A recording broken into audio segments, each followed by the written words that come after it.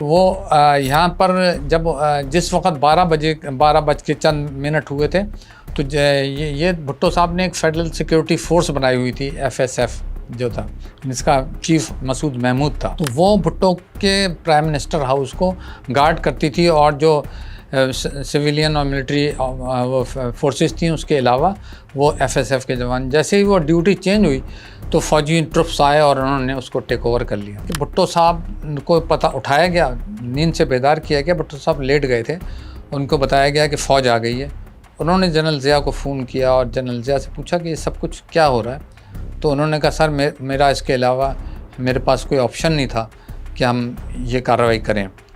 تو پھر بھٹو نے کہا کہ ٹھیک ہے، میرے ساتھ کیا سلوک ہوگا، میری بیٹی آئی ہوئی ہیں وہاں سے انگلینڈ سے، تو میں چاہتا ہوں کہ میں رات یہاں گزاروں. انہوں نے کہا نہیں، آپ رات آرام سے پرائم منسٹر ہاؤس میں گزاریں. ان کو چائے وغیرہ پیش کی گئی اور بھٹو کو صبح ہی صبح جو ہے پھر گورنر ہاؤس مری وہاں پہنچا دیا گیا. آپ کے لیے بہت مشکل ہوگا، لیکن پھر بھی ذرا 1 منٹ کے لیے امیجن کیجئے آپ آرمی چیف ہو اور اپنے سب سے بہترین جرنیل کو ایک خطرناک مشن پر بھیج رہے ہیں. تو آپ اس سے آخری بات کیا کہیں گے؟ ہاں، کوئی چھوٹا سا موٹیویشنل لیکچر دیں گے، یا پھر دعائیں، یا پھر بس ایک آخری سیلوٹ کے ساتھ گڈ لک کہہ کر روانہ کر دیں گے. لیکن مارشل لاء کوئی میرے اور آپ جیسے لوگ تھوڑی لگاتے ہیں. ذرا ضیاء کی حرکتیں دیکھیں.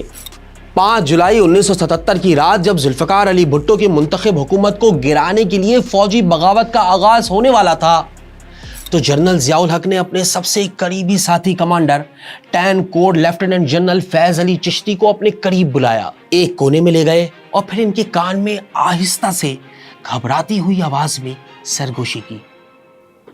مرشد مروانا دینا. یاد رکھیں، یہ وہی مرشد ہیں جنہوں نے ضیاء کو جرنیلی ملنے پر احتیاط کا مشورہ دیا تھا. لیکن ضیاء اب اس مرشد کا باس بننے کے بعد بھی اسے مرشد ہی پکار رہے ہیں. جانتے ہیں کیوں؟ کیونکہ یہ ضیاء کا پسندیدہ طریقہ واردات تھا. چاپلوسی کر کے اپنے سے نیچے اور کم طاقتور شخص کو یہ احساس دلانا کہ ان کے بغیر تو ضیاء کچھ بھی نہیں. مسٹر بھٹو کی حکومت ختم ہو چکی ہے. سارے ملک میں مارشل لاء نافذ کر دیا گیا ہے. قومی اور صوبائی اسمبلیاں توڑ دی گئی ہیں. صوبائی گورنر اور وزیر ہٹا دیے گئے. البتہ آئین کو منسوخ نہیں کیا گیا. اس کے بعض حصوں پر عمل درآمد روک لیا گیا ہے. یہ تقریر سن کر ایک قصہ یاد آ گیا. بدماشوں کے خاندان میں کسی کی موت ہو گئی. اب جو ڈاکٹر گھر آ کر موت کی تصدیق کرتا، بدماش اس کی خوب ٹھکائی کرتے. آخر محلے کے سارے ڈاکٹر ختم ہو گئے. پھر ایک حکیم صاحب کو بلایا گیا. حکیم صاحب نے باڈی کا معائنہ شروع کر دیا. کبھی ہاتھ اٹھا کر نبض چیک کرتے تو کبھی آنکھ کھول کر پتلیوں پر غور کرتے، کبھی سینے سے کان لگا کر دھڑکن سننے کی کوشش کرتے. بہت دیر چیک اپ کے بعد وہ کھڑے ہوئے اور کہا، جناب الحمدللہ باقی سب بالکل ٹھیک ہے، بس تھوڑی سی جان نکل گئی ہے. یہ کہا، پیسے پکڑے، خود بھی نکل گئے. البتہ آئین کو منسوخ نہیں کیا گیا. اس کے بعض حصوں پر عمل درآمد روک لیا گیا ہے. لیکن آئین کی منسوخی کا باضابطہ اعلان نہ کرنے کی ایک قانونی وجہ بھی تھی، اور وہ تھا 73 کے آئین کا آرٹیکل 6، جس میں کسی بھی غیر جمہوری عمل سے ایک منتخب صدر اور وزیر اعظم کی برطرفی پر سخت ترین سزائیں موجود تھیں. مارشل لاء کے ابتدائی دنوں میں ضیاء کافی گھبرائے نظر آئے. ان کے ایکشنز میں کسی ربط یا پلاننگ کی شدید کمی نظر آ رہی تھی. انہوں نے اقتدار حاصل تو کر لیا تھا، لیکن ملٹری کونسل کے ذریعے سارے ملک کے معاملات چلانے میں کافی مشکل ہو رہی تھی. دوسری طرف مری کے گیسٹ ہاؤس میں نظر بند بھٹو بھی ان کے اعصاب پر سوار تھے. شجاع نواز اپنی کتاب کراسڈ سارٹس میں لکھتے ہیں کہ بھٹو انتہائی شاطر انسان تھے. وہ ضیاء کی یہ گھبراہٹ بھاپ چکے تھے. اسی لیے ایک میٹنگ کے دوران ضیاء کی ٹینشن کم کرنے کے لیے انہوں نے ضیاء کو ہر ممکن مدد کا یقین دلایا. قائد عوام نے ڈکٹیٹر ضیاء کو یہ آفر تک کر دی کہ ذرا حالات نارمل ہو جائیں تو وہ اور ضیاء مل کر بھی پاکستان چلا سکتے ہیں. بھٹو کی ٹرک کام کر گئی. ज़िया ने 23 दिन बाद भुट्टो की नजरबंदी खत्म करने का ऐलान कर दिया। ये रिहाई किसी डील के तहत हुई या नहीं, इसका अंदाजा आप बाहर निकलने के बाद भुट्टो के पहले बयान से लगा सकते हैं। इन्होंने कहा मार्शल लॉ मुल्की मसाइल का हल नहीं, और ये कि इन्हें सियासत से ज्यादा पाकिस्तान के मुस्तकबिल की फिक्र है। ना कोई मजम्मत, ना ज़िया का नाम। लेकिन फिर चंद दिनों बाद जैसे ही भुट्टो ने अवामी रिस्पांस देखा तो इनके तेवर ही बदल गए। तहरीक अदम एतमाद के बाद इमरान खान के जलसे याद है ना, भुट्टो ने भी वैसे ही जलसे शुरू कर दिए। जहां जाते वहां हजारों लोग जमा हो जाते। अवामी जोश और खरोश ने भुट्टो की हिम्मत बढ़ा दी। इन्होंने अपनी तकरीरों में फौज और ज़िया को निशाना बनाना शुरू कर दिया। भुट्टो के पास अवाम थी, लेकिन जनरल ज़िया के पास डंडा, माफ कीजिएगा, हुकूमत। मेरे ख्याल में भुट्टो भी रीड नहीं कर पाए कि फ़ौज की जो सूरत हाल है, उनको ख़तरा महसूस हो रहा था, लेकिन इस हद तक नहीं हो रहा था। और ये भी दिलचस्प बात थी कि जिस वक़्त मार्शल के नफाज की पर दस्तखत कर रहे थे दस्तावेज़ पर, तो उस वक़्त उनके सामने अमेरिका का और सऊदी अरब के सफ़ीर जो थे वो बैठे हुए थे। तो इसके मायने उनके पास उनको आशीर्वाद हासिल थी अमेरिकियों की, क्योंकि भुट्टो साहब ने उससे पहले कुछ दिन पहले रावलपिंडी में जब मूवमेंट चल रही थी तो रावलपिंडी में उन्होंने एक ख़त लहराया था और ये कहा था ये मुझे डिक्टेशन देना चाहते हैं, मैं डिक्टेशन नहीं लूँगा। कुछ इसी किस्म की बातें जो हाल ही में देखी होंगी कि इमरान खान ने भी एक बात की कि भाई अमेरिकियों के ख़त मुझे हुकूमत से निकालने के लिए ये ख़त लिखा। ब्यूरोक्रेसी को हुक्म हुआ कि कुछ भी करके भुट्टो के खिलाफ कोई केस बनाया जाए, और फिर एक केस सामने आ गया। अच्छा, ये दिलचस्प बात थी कि अब ज़िया किस थे कि भुट्टो को किनारे पर कैसे लगाया जाए।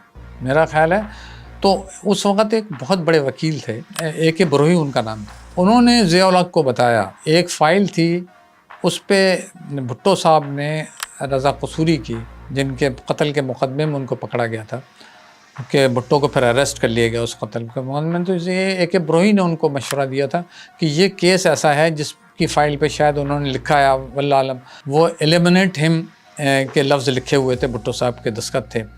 तो वो उन्होंने कहा है कि बरोही ने कि ये केस है जिससे भुट्टो को फांसी हो सकती है। 4 सितंबर को भुट्टो फिर गिरफ्तार हो गए। भुट्टो तो अंदर थे, मगर इनके बहुत से दोस्त पाकिस्तान से बाहर बैठे थे, और ज़िया जानते थे कि भुट्टो के खिलाफ किसी भी कार्रवाई पर इस्लामी मुमालिक से शदीद रिएक्शन आ सकता है। और इसी रिएक्शन से डील करने के लिए ज़िया ने खुद को सिफारती मुहाज पर एक्टिव करने का फैसला कर लिया।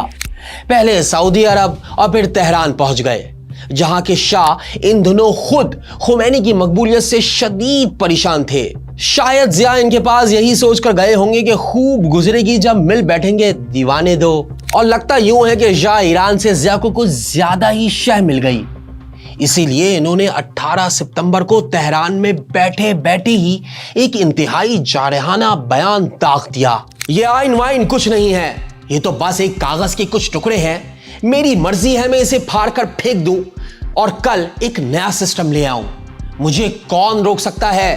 पाकिस्तान में वही होगा जो मैं कहूंगा। भुट्टो समेत सारे सियासतदान को दुम हिलाते हुए मेरी बात माननी पड़ेगी। लेकिन लाहौर हाई कोर्ट के बहादुर जज ख्वाजा समदानी ने भुट्टो की गिरफ्तारी को गैर कानूनी करार देते हुए इन्हें रिहा करने का हुक्म जारी कर दिया। ज़िया ने पंजाब के martial law administrator general Iqbal को फोन किया और सवाल किया, ये भुट्टो बाहर कैसे आ गया? इसे फौरी दोबारा गिरफ्तार करो। जनरल इकबाल ने जवाब दिया, सर भुट्टो पर इस वक्त कोई केस ही नहीं, तो गिरफ्तार किस बात पर करूं? इस कानूनी और उसूली जवाब को सुनकर ऑपरेशन फेयर प्ले के खालिक का दिमाग घूम गया और जनरल इकबाल को हुक्म दिया कि मैं कुछ नहीं जानता, मुझे भुट्टो मुल्तान वाले जलसे से पहले सलाखों के पीछे चाहिए।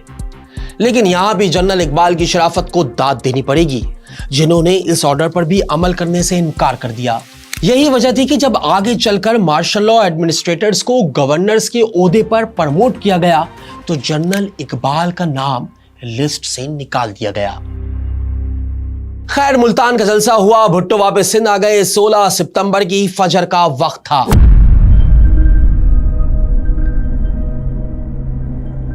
भुट्टो लाड़काना के अल मुर्तजा हाउस में सो रहे थे जब फौजी गाड़ियों ने इनके घर को चारों तरफ से घेरे में ले लिया। पाक फौज के बहादुर कमांडोज दीवारें फलांग कर एक साबिक वजीर आजम के घर में दाखिल हो गए और फिर भुट्टो को उनके बेडरूम से घसीटते हुए अपने साथ ले गए। कमांडोज भी सोच रहे होंगे कि ये वो ऑपरेशन तो नहीं जिसकी तैयारी इन्होंने सारी जिंदगी की थी, लेकिन फिर order is an order and it must be obeyed. खैर, सिंध के मार्शल लॉ एडमिनिस्ट्रेटर ने वो काम कर दिया जो पंजाब के जनरल इकबाल ना कर सके।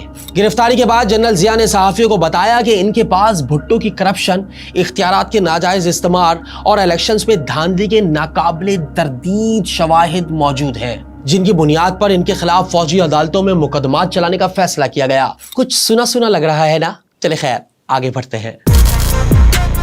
वकील छोरो जज करने वाली मिसाल तो आपने सुनी ही होगी। चले अब इसका ओरिजिनल किस्सा भी सुन ले। 20 सितंबर को मार्शल लॉ के निफाज और भुट्टो की गिरफ्तारी के खिलाफ सुप्रीम कोर्ट में बेगम नुसरत भुट्टो ने एक पिटीशन फाइल की। चीफ जस्टिस की सरबराही में केस की समाअत शुरू भी हो गई, लेकिन इस बार जिया तैयार थे। समाअत के दौरान ही सुप्रीम कोर्ट के सिटिंग चीफ जस्टिस याकूब अली खान को हटाकर जस्टिस अनवारुल हक को नया चीफ जस्टिस लगा दिया गया और इसके साथ ही 5 जुलाई को शुरू होने वाला ऑपरेशन फेयर प्ले सितंबर के आखिर में मुकम्मल हो गया। अब जिया के रास्ते की तमाम रुकावटें साफ थी। जस्टिस अनवारुल हक पाकिस्तान की बर्बादी की कहानी के एक ऐसे अनसंग हीरो हैं जिन्होंने आमरीत के लिए जस्टिस मुनीर से कई ज्यादा खिदमात पेश की, लेकिन ना जाने क्यों टॉक शोज में इनका कोई नाम तक नहीं लेता। ऐसी नाकदरी देखकर यकीनन इनकी रूह को सख्त तकलीफ पहुंचती होगी। हमने सोचा कि 45 साल बाद रफ्तार पर मरहूम का जिक्र जिंदा किया जाए। तो 77 के मार्शल लॉ को कानूनी कपड़े पहनाकर जस्टिस अनवारुल हक ने जिया की खिदमत में पहला तोहफा तो वहीं पेश किया जो जस्टिस मुनीर ने अय्यूब को पेश किया था, लेकिन आमिर की खिदमत में इनका ये दूसरा नजराना अपनी मिसाल आप है। अल्लाह करे कि ता क़यामत ये एजाज सिर्फ इन्हीं के पास रहे। 24 मार्च 1978 को लाहौर हाई कोर्ट भुट्टो को मौत की सजा सुनाती है। सुप्रीम कोर्ट में अपील होती है। तकरीबन 11 माह केस चलने के बाद 2 फरवरी 1979 का दिन आता है। सबकी नजरें मुल्क की सबसे बड़ी अदालत पर है और फिर वो जजेस जो कुछ दिन पहले ही जनरल जिया को आईन और कानून के कत्ल पर बेगुनाह करार देकर बाइज्जत बरी कर चुके थे, मुल्क के सबसे पॉपुलर लीडर को एक इंतहाई कमजोर और भौंडे केस में मौत की सजा सुना देते हैं।